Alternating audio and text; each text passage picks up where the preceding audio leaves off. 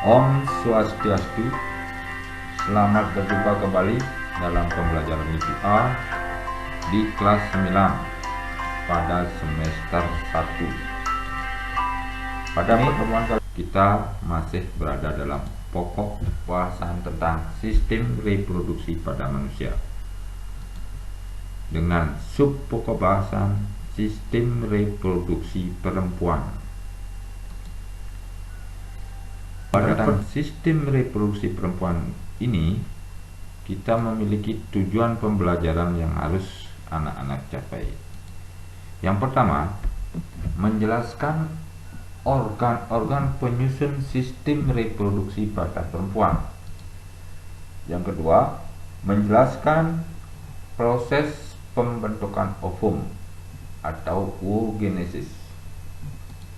Yang ketiga, menjelaskan siklus menstruasi. Baiklah, sebelum kita lanjut tentang sistem reproduksi perempuan, pertama-tama kita kenali dulu tentang organ-organ penyusun reproduksi pada perempuan. Coba perhatikan gambar organ-organ penyusun reproduksi pada perempuan. Yang sebelah kiri ini gambar dilihat dari depan bagian dalam, kemudian pada sebelah kanan ini gambar sistem reproduksi organ reproduksi pada perempuan dilihat dari samping bagian dalam. Pada gambar nomor 1 itu namanya tuba fallopi atau oviduk atau disebut dengan saluran telur. Pada gambar nomor 2 itu merupakan ovarium atau tempat diproduksinya sel telur, ovarium atau indung telur. Gambar nomor 3 itu merupakan vagina, merupakan saluran tempat masuknya sperma atau tempat keluarnya bayi saat melahirkan. Gambar nomor 4 itu namanya kandung kemih, itu merupakan tempat penyimpanan air kencing atau urin sementara sebelum dikeluarkan dari tubuh. Gambar nomor 5 itu namanya serviks atau leher rahim, itu merupakan pertemuan antara saluran vagina dengan ujung rahim sebelah bawah. Kemudian gambar nomor 6 itu namanya rahim atau uterus, itu tempat perkembangan janin menjadi bayi. Kemudian gambar nomor 7 itu namanya uretra, saluran air kencing, keluarnya air kencing dari kandung kemih keluar tubuh. Kemudian gambar nomor 8 itu disebut dengan anus, tempat keluarnya kotoran. Kemudian nomor 9 itu namanya labia minora atau labia minor. Kemudian gambar nomor 10 itu namanya labia majora atau labia major. Nah, coba kita perhatikan sekarang alat reproduksi atau organ reproduksi perempuan itu dapat dibedakan menjadi dua, bagian luar dan bagian dalam.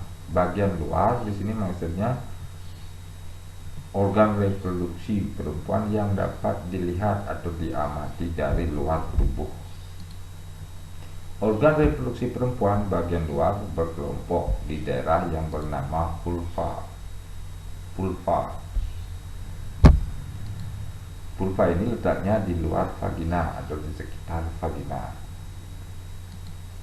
Organ-organ yang termasuk di dalam vulva tersebut diantaranya ada yang namanya labia. Labia adalah organ reproduksi perempuan bagian luar yang terdiri dari dua pasang lipatan kulit di kedua sisi bukaan vagina. bernama labia mayora dan labia minora. Labia mayora atau bibir kemaluan besar berada di bagian luar dan akan ditutupi oleh rambut kemaluan setelah memasuki masa pubertas. Labia minora, labia kemaluan kecil, ini tidak berambut. Kemudian ada juga yang disebut dengan mons pubis, ini berada di luar, adalah lapisan luar labia mayora. Ini merupakan tonjolan lemak di atas labia yang ditutupi dengan rambut setelah perempuan memasuki masa pubertas. Jadi setelah masa pubertas baru tumbuh rambut di bagian mons pubis atau bagian luar labia mayora. Sekarang lubang vagina, ini merupakan suatu lubang atau pintu masuk ke vagina, ke saluran vagina. Ada juga lubang uretra atau lubang air kencing. Ini lubang tempat keluarnya urin atau air kencing dari kandung kemih. Klitoris. Klitoris ini merupakan tonjolan kecil di bagian atas labia minora yang merupakan titik pertemuan antara labia mayora dan labia minora. Kemudian kita menginjak pada organ reproduksi perempuan bagian dalam.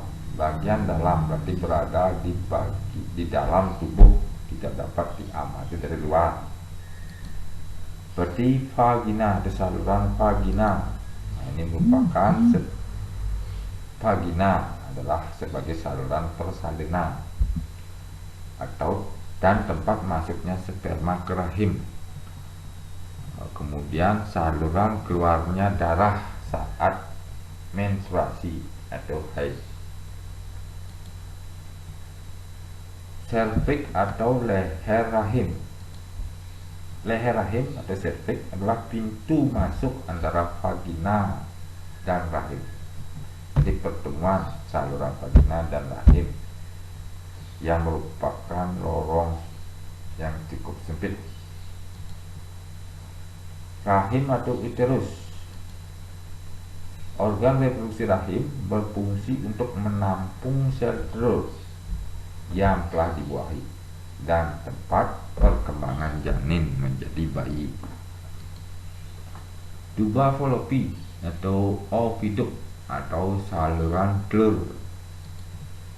Tuba fallopi merupakan saluran yang berfungsi untuk menghubungkan sel telur ke dalam rahim.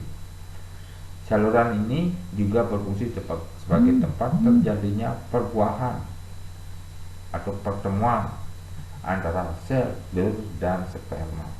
Jadi tempat pembuahan atau pertemuan antara sel telur dan sperma ini terjadi di saluran telur atau oviduct atau tuba fallopi.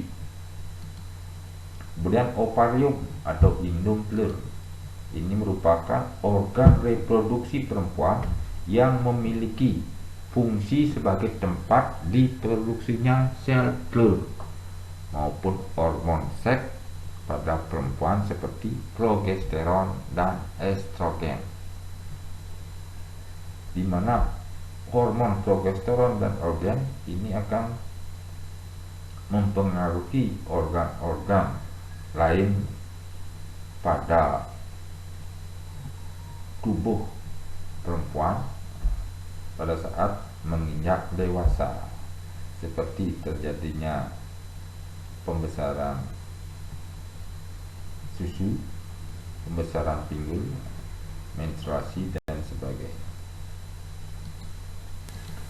Kemudian lanjut, sekarang kita perhatikan, kita bahas tentang proses pembentukan sel telur atau disebut dengan oogenesis. Proses pembentukan dan pematangan sel telur atau disebut ovum. Jadi sel telur itu disebut ovum. Pada perempuan terjadi di ovarium atau indung telur. Perhatikan gambar ini. Gambar indung telur bagian dalam yang terdiri dari folikel-folikel. Di dalam folikel tersebut ada sel telur atau bakal sel telur.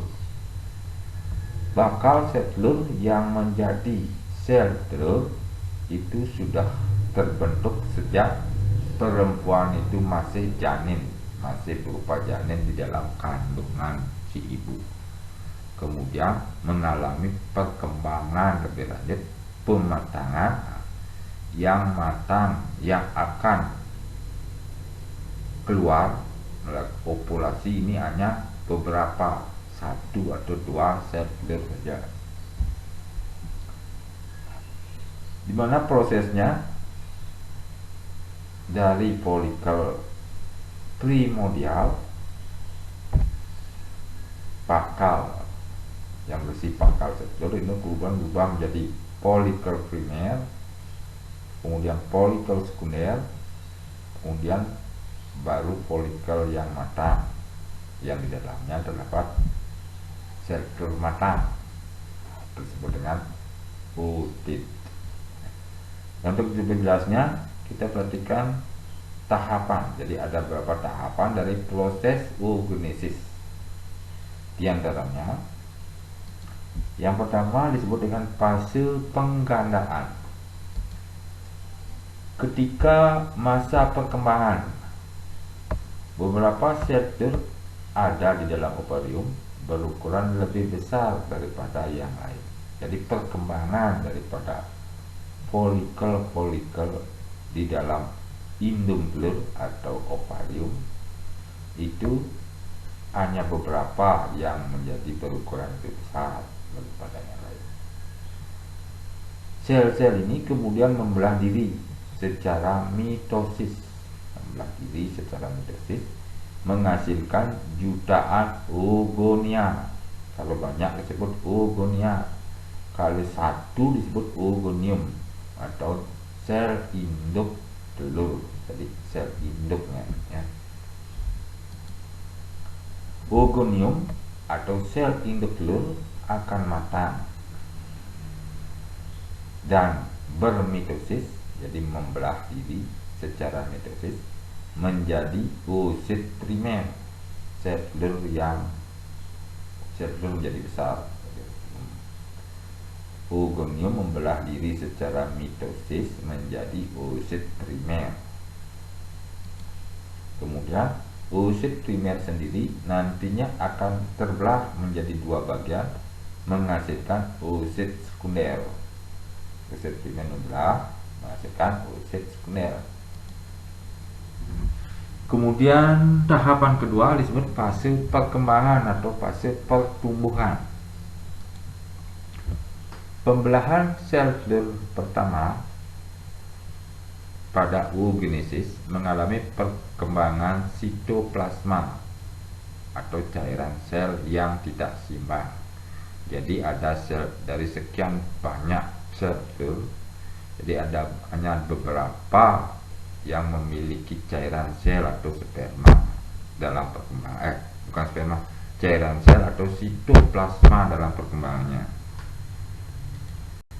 Akibatnya ada 1 oocyte sel telur yang belum matang. Jadi hanya ada 1 atau 2 oocyte yang belum matang atau akan matang, yang banyak memiliki sitoplasma, sedangkan oocyte lainnya tidak memiliki sitoplasma. Jadi pada perempuan hanya beberapa aja yang bisa matang sebelumnya dari jutaan sel. Oocyte yang memiliki banyak sitoplasma berukuran lebih besar daripada oocyte yang tidak mempunyai sitoplasma. Jadi perkembangannya ada oocyte yang memiliki sitoplasma, ada oocyte yang tidak memiliki sitoplasma.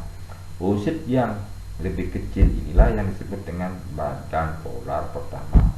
Jadi oocyte yang tidak memiliki sitoplasma berukuran lebih kecil dan lebih lagi tidak mengalami perkembangan. Ini namanya badan polar. Bagian pertamanya disebut badan polar pertama, perkembangan pertama. Kemudian tahap ketiga, ini fase pematangan. Kemudian setelah itu, oosit sekunder yang berukuran lebih besar akan mengalami pembelahan sel telur yang kedua, pembelahan kedua yang menghasilkan ootit.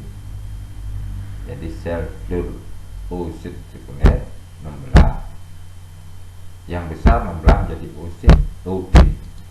Kemudian badan polar yang pertama yang tidak memiliki sitoplasma ini membelah juga menjadi badan polar kedua. Ootit ini akan berkembang menjadi sel telur apabila bertemu dengan sperma atau spermatozoa, berkembang menjadi sel telur. Jadi ootit inilah yang akan nanti dibuahi oleh sperma. Jika ootit tidak bertemu dengan sperma dan pembuahan tidak terjadi, siklus oogenesis terulang kembali. Jadi siklus kembali terulang dari awal, dari perkembangan oogonium membelah secara mitosis. Nah, itu fase-fasenya atau tahapan sampai menghasilkan suatu ootit atau sel telur. Hormon-hormon yang mempengaruhi proses oogenesis ini ada beberapa. Jadi saat proses oogenesis atau pematangan sel telur wanita berhasil, pematangan sel telur wanita berhasil, proses oogenesis berhasil, ya. Hal ini yang membuat perempuan mengalami ovulasi setiap bulannya. Di ovulasi maksudnya lepasnya sel telur dari indung telur yang sudah matang, namanya ovulasi. Saat mengalami ovulasi hanya akan ada satu atau dua sel telur saja yang matang. Jadi lebih umum satu, ya. Kemungkinan pada kondisi tertentu mungkin dua atau mungkin tiga, sehingga melahirkan anak kembar. Proses oogenesis ini juga bisa terjadi karena adanya bantuan dan dipengaruhi oleh hormon lainnya. Jadi yang mempengaruhi ada hormon yang sebenarnya hormon FSH atau singkatan dari follicle stimulating hormone, atau bahasa Indonesianya hormon perangsang folikel. Jadi hormon inilah yang merangsang perkembangan folikel yang di dalamnya terjadi perkembangan sel-sel telur. Kemudian ada hormon LH atau singkatan dari luteinizing hormone. Jadi hormon perangsang. Kemudian hormon FSH dapat merangsang pertumbuhan folikel di ovarium atau indung telur sebelum pelepasan sel telur pada proses oogenesis. Jadi ini merangsang pertumbuhan folikel FSH. Sementara hormon LH mempunyai manfaat untuk memicu terjadinya ovulasi atau pelepasan sel telur dari indung telur. Nah, dengar ya. Jadi hormon LH itu memicu terjadinya ovulasi. Kalau FSH merangsang pertumbuhan folikel. Itu fungsi yang lebih dominan. Nah, sekarang pembelahan mitosis dan meiosis pada oogenesis.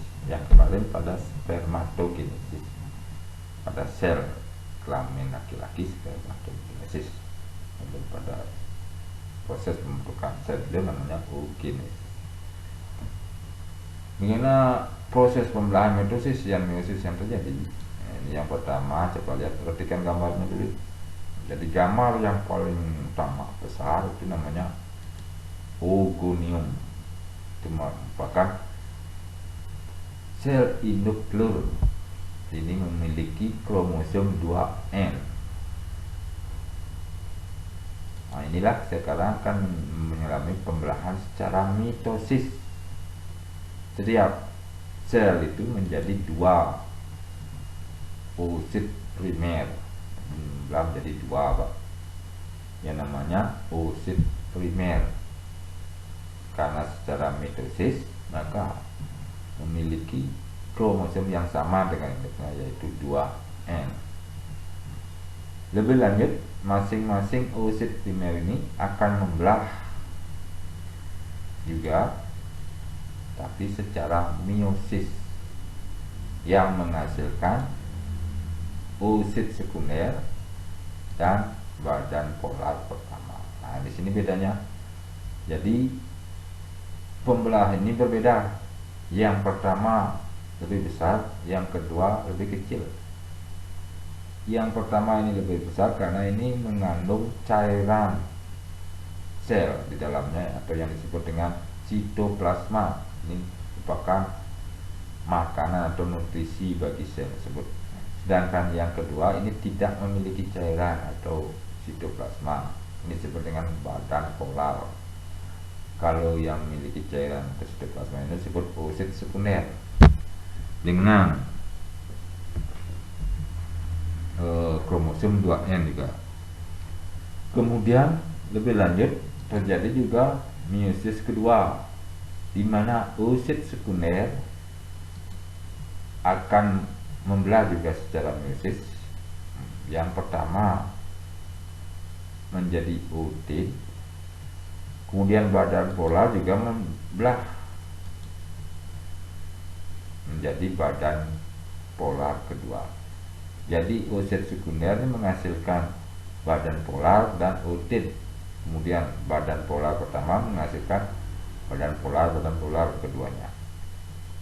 Jadi sehingga satu oogonium ini menghasilkan 3 badan polar dan menghasilkan 1 ootit. Kemudian ootit ini mengalami diferensiasi, itu perubahan fungsi, itu dan bentuk menjadi ovum atau sel telur yang kromosomnya N. Itu proses pembelahan mitosis. Jadi meiosis ini akan menghasilkan sel yang kromosomnya N, paruh dari induknya. Kalau mitosis, kromosom yang dihasilkan sama dengan induknya. Itu perhatikan bedanya. Sekarang kita menginjak pada siklus menstruasi. Nah, ini terjadi hanya pada perempuan. Siklus artinya berputar, merupakan suatu aluran putaran yang terjadi setiap sebulan sekali sejak kalau yang normal. Setiap bulan ovarium akan melepaskan sel telur selama proses yang disebut sebagai ovulasi. Jadi ovulasi itu proses pelepasan sel telur dari indung telur, sel telur yang sudah matang tentunya. Di saat yang sama, perubahan hormon akan membantu mempersiapkan rahim sebagai cikal bakal tempat untuk bayi tumbuh dan berkembang. Jadi ada beberapa hormon yang membantu mempersiapkan rahim untuk menebal sebagai tempat bayi tumbuh bersamaan dengan terjadinya pelepasan sel telur. Jika sel telur sudah lepas dan tidak kunjung dibuahi, lapisan rahim yang tadinya dipersiapkan untuk kehamilan akan luruh. Jadi kemudian meluruhnya lapisan rahim melalui vagina inilah yang disebut dengan menstruasi. Jadi menstruasi keluarnya hasil luruhan rahim yang berupa darah, dan di dalamnya ada sel telur yang tidak dibuahi. Itu disebut menstruasi karena sel telur tidak dibuahi. Dalam siklus menstruasi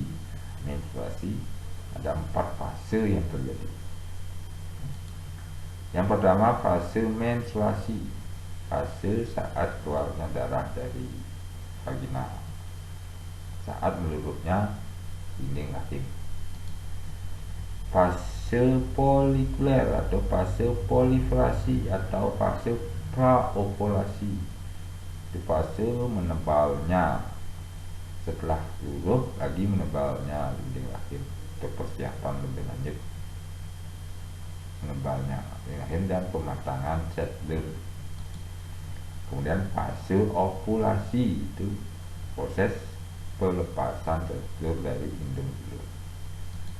Kemudian yang terakhir proses luteal atau sekretori atau pasca ovulasi, itu proses menebalnya kembali dinding rahim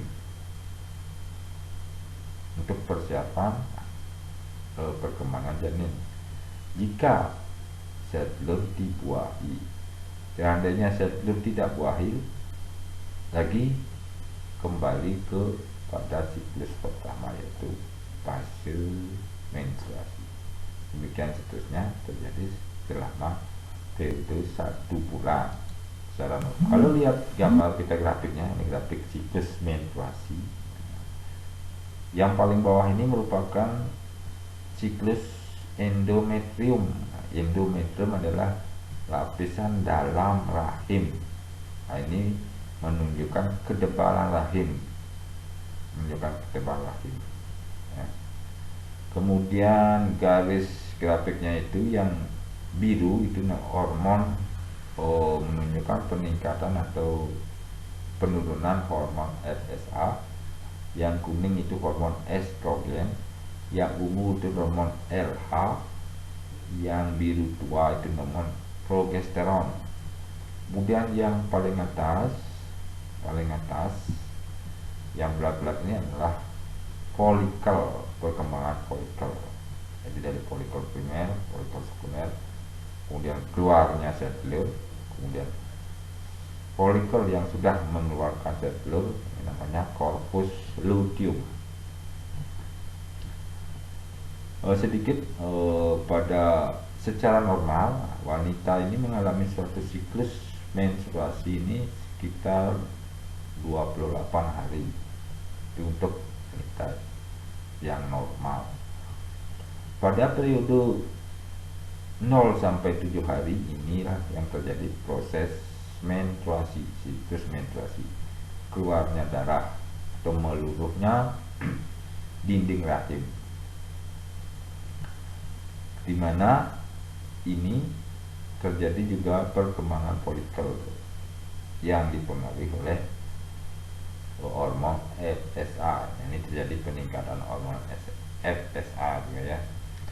Kemudian periode siklus berikutnya, fase berikutnya, fase praovulasi, ini terjadi sekitar hari ke-7 sampai hari ke-13. Nah, di sini hormon estrogen meningkat secara drastis. Nah, ini untuk merangsang daripada proses menebalnya dinding rahim, di mana terjadinya suatu perkembangan juga dalam folikel. Kemudian pada saat fase ovulasi, sekitar hari ke-14, ini terjadi pelepasan sel telur yang sudah masak. Ini ditandai dengan meningkatnya secara drastis produksi hormon LH yang memicu keluar pelepasan sel telur. Kemudian pada fase berikutnya, fase pasca ovulasi, hari ke-15 sampai hari ke-28 ini, nah, ini terjadi peningkatan progesteron. Karena peningkatan progesteron ini menyebabkan menebalnya dinding rahim. Jadi penebalan dinding rahim ini tujuannya untuk mempersiapkan rahim untuk tempat perkembangan janin. Nah, progesteron inilah ini diproduksi oleh corpus luteum. Itu dihasilkan oleh corpus luteum, yaitu folikel yang sudah melepaskan sel telur. Nah, ini terjadi perkembangan penebalan dinding rahim atau endometrium. Nah, sekarang Jika sel telur tersebut tidak dibuahi, maka kembali ke pada fase pertama, yaitu fase menstruasi, luruhnya dinding rahim yang ditandai dengan keluarnya darah melalui vagina. Kita lihat satu persatu fase menstruasi. Fase menstruasi merupakan fase saat terjadinya menstruasi, yaitu keluarnya darah melalui vagina akibat meluruhnya dinding rahim. Itu gambarnya seperti itu kira-kira. Fase ini dimulai ketika sel telur yang dikeluarkan ovarium dari siklus sebelumnya tidak dibuahi. Jadi sel telur tidak dibuahi. Hal ini membuat kadar estrogen, jadi kadar hormon estrogen dan progesteron turun. Kadar ini yang menyebabkan dinding rahim itu menebal, ya. Karena turun maka meluruh. Lapisan rahim yang menebal dan sudah dipersiapkan untuk mendukung kehamilan pun tak lagi dibutuhkan, penerimaan rahim. Akhirnya lapisan rahim ini luruh dan keluar dalam bentuk darah. Selain darah, vagina juga mengeluarkan lendir dan jaringan rahim. Kemudian menginjak pada fase folikuler atau fase praovulasi. Nah, di sini pada fase ini merupakan tahapan pematangan sel telur dan penebalan dinding rahim untuk menciptakan lingkungan kaya nutrisi bagi embrio bakal janin untuk tumbuh. Jadi terjadi pematangan sel telur juga penebalan dinding rahim praovulasi.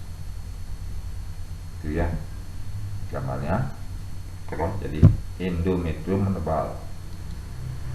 Di tahapan ini ovarium memproduksi folikel yang berisi sel telur atau sel ovum. Pertumbuhan folikel ovarium kemudian menyebabkan endometrium makin tebal. Jadi bersama dengan pertumbuhan folikel pada dalam ovarium, endometrium makin tebal. Pematangan sel telur ini disebabkan karena meningkatnya hormon perangsang folikel atau FSH yang dihasilkan oleh kelenjar pituitari yang ada di hipotalamus.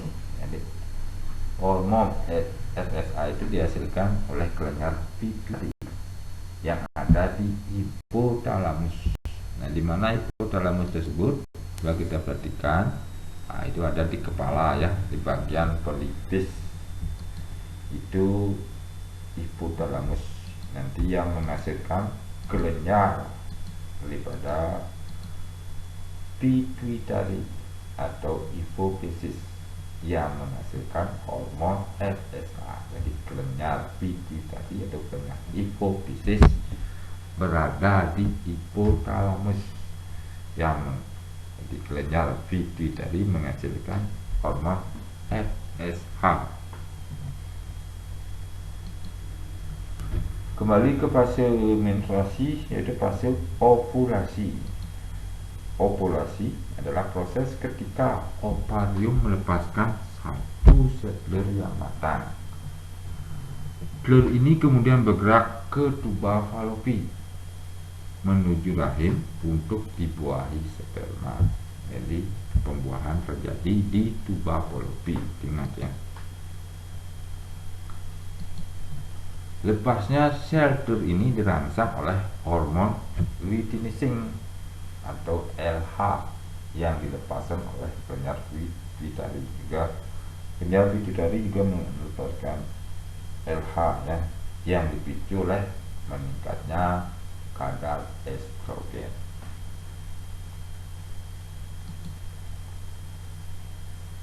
Kemudian fase luteal atau sekretoria atau pasca ovulasi.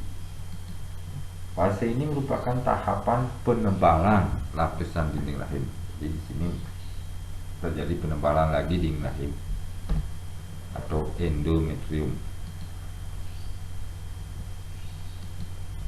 Penebalan ini karena meningkatnya hormon progesteron dan estrogen yang diproduksi oleh korpus luteum. Korpus luteum folikel yang telah melepaskan sel telur, itu namanya korpus luteum, kemudian menghasilkan hormon, meningkatkan produksi hormon progesteron dan estrogen, di mana hormon progesteron ini akan memicu penebalan dinding rahim. Jadi, korpus luteum folikel yang telah melepaskan sel telur. Jika sel telur atau ovum tidak dibuahi, maka kembali ke fase menstruasi. Kembali ke fase 1, ya, tidak dibuahi. Kalau dibuahi, ini akan berkembang terus mengalami penebalan dinding rahim, kemudian tempat perkembangan janin.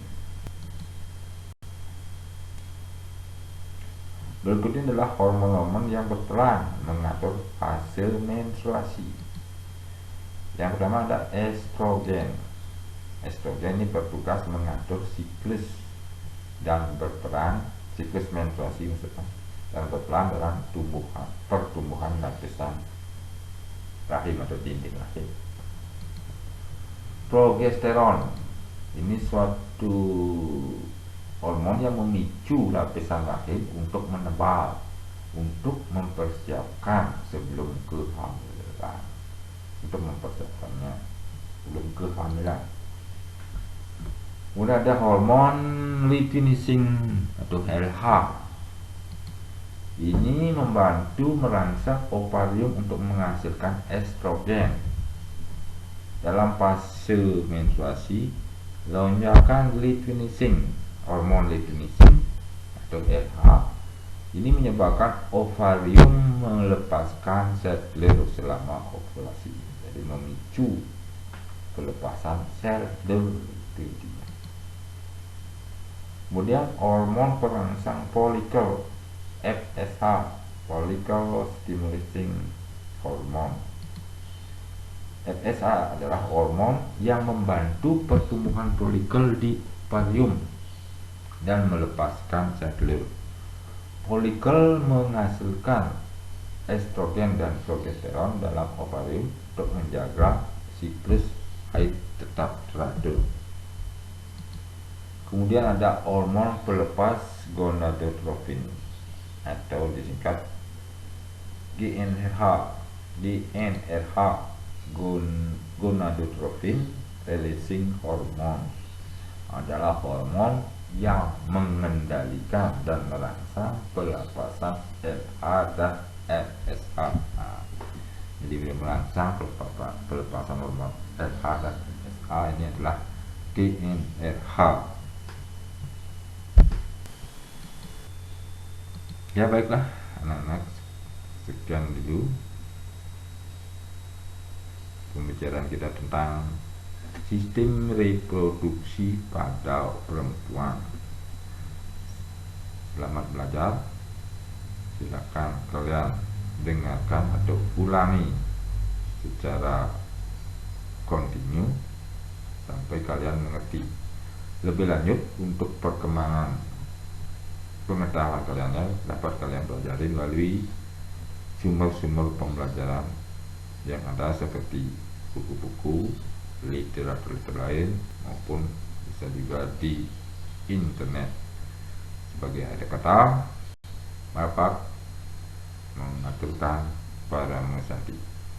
Om Santi Santi Santi Om.